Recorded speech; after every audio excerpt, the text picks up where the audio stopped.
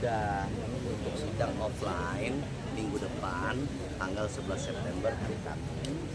Alasannya seperti itu sih kemarin, karena harusnya sidang online, tapi karena ini agendanya putusan yang harusnya Mas Faris hadir bersama dengan tim penasihat hukum di persidangan, akhirnya ditunda untuk offline. Mas Faris hadir di persidangan di 11 September 2025, masih hari yang sama, hari Kamis, seperti itu. Kalau terdakwa sudah pasti tahu, karena kan untuk sidang offline ini kan emang diberitahukan oleh pihak pengadilan ke kami sebelum hari ini, bahwa untuk sidang hari ini sidang offline online untuk terdakwanya sendiri, yang offline itu hanya penasihat hukum. Bang, ada ganjalan apa yang ketika sidang online itu tapi terdakwa tidak dihadirkan? Kalau itu kan langsung dari pihak pengadilan ya, itu kan mungkin karena kejadian kemarin, alasannya kan menjaga kondusivitas, takutnya dalam perjalanan terjadi suatu hal kan, ya kita kan tidak ada yang tahu. Untuk hal seperti itu kan yang namanya musibah, siapa yang tahu sih, kan begitu. Akhirnya diputuskan untuk online. Namun karena ini sidang agendanya putusan, kita kata udah sidang terakhir lah, nggak ada sidang lagi setelah ini kan, kecuali ada pernyataan banding dari kami penasihat hukum ataupun pernyataan banding dari Jaksa Penuntut Umum, baru akan ada sidang lanjutan. Tapi karena ini sidang akhir diharapkan offline, makanya ditunda untuk minggu depan sidang offline. Terdakwa atau Mas Faris sendiri itu hadir di persidangan untuk minggu depan hari Kamis. Bang, kondisi Mas Faris gimana? Sama putusan tapi Mas Farisnya ada di sini offline, hadir bersama dengan kita teman-teman untuk sidang terbuka untuk umum. Kalau Mas Faris kebetulan kemarin kita baru ketemu juga di rutan ya. Kalau Mas Faris memang dia sudah sangat siap dengan segala situasi dan kondisi. Beliau mengatakan ke saya, ya terima kasih bro sudah berjuang membantu saya.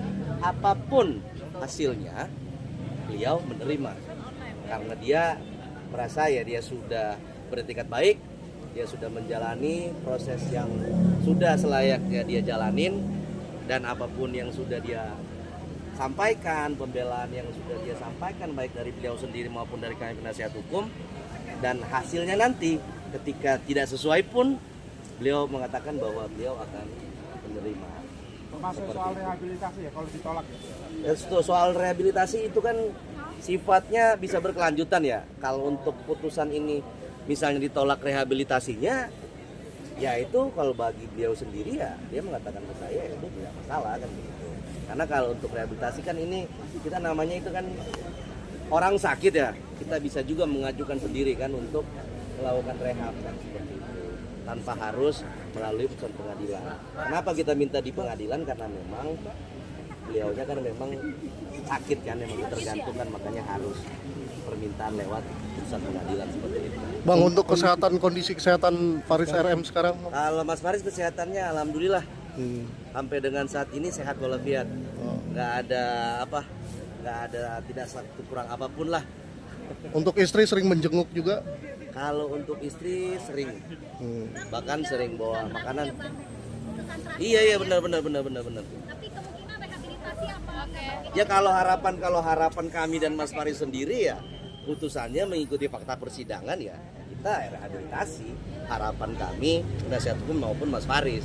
Bahkan kita tidak mengetahui, nggak ada bocoran lah kalau apakah hukumannya seperti apa kan, seperti itu. Itu kan kewenangan dari majelis hakim dalam hal ini untuk memutuskan. Dakwaannya Bang, surat dakwaannya kan itu pengedar ya, bukan pengguna Bang. Kenapa nggak diajukan eksepsi aja Bang? Dalam salah satu dakwaan batal demi hukum Bang, salah satunya kan itu Bang. Nah ini kan kemarin itu waktu eksepsi kan kita harus paham juga ya, eksepsi itu kan kita berkaitan dengan hukum acara, Iya. tidak ada berkaitan dengan materi pokok perkara, makanya tidak kita eksepsi. Karena buat apa juga kita eksepsi, orang secara hukum acaranya berjalan dengan normal dan lancar kan, makanya kita kemarin bantahnya di pembuktian. Karena sharing penggunaannya bisa disebut sebagai pengedar. Betul, kalau itu kan Pengedar apa? maksudnya pertanyaan gimana? Ya kan 0,3, makanya kan bebarengan itu kan bisa disebut sebagai bukan pengedar, apa pengedar ya? Pemakai?